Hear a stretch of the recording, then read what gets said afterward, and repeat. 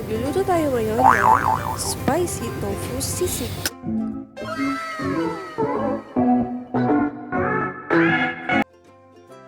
Ito po ang mga ingredients.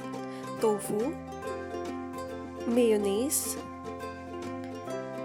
sibuyas na tinadtad, asin, paminta, red chili flakes, green chili, lime or kalamansi, at maglalagay din tayo ng toyo.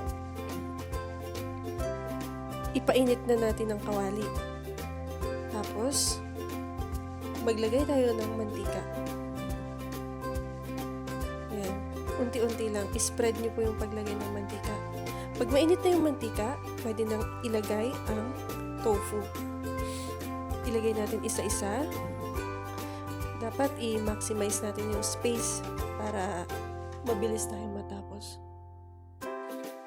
Dahan-dahan lang sa paglagay, ha. Ingat kayo, guys. Baka matalsikan.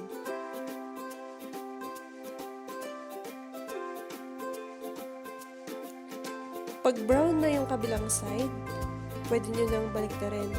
Mga 2 to 3 minutes lang each side sa pagluluto. Maglagay tayo ng paper towel sa isang plato at ilipat natin ang napritong tofu. Tapos hiwa-hiwain na natin.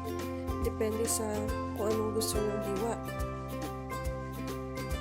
Or pwede din siyang gupitin ng maliliit na pat.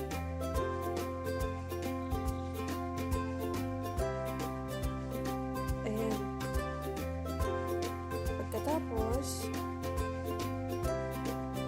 ilagay na natin ang mayonnaise. Ilagay na natin ang sibuyas.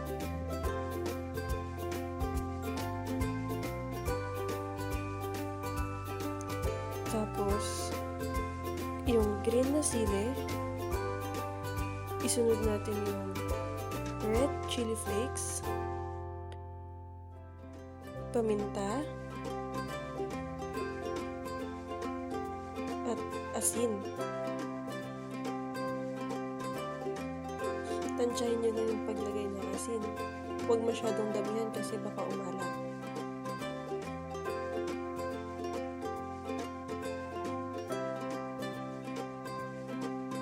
Tapos ilagay natin ng toyo.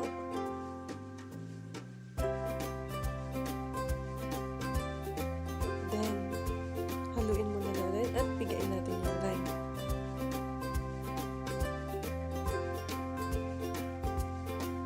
Ito na po ang ating finished product.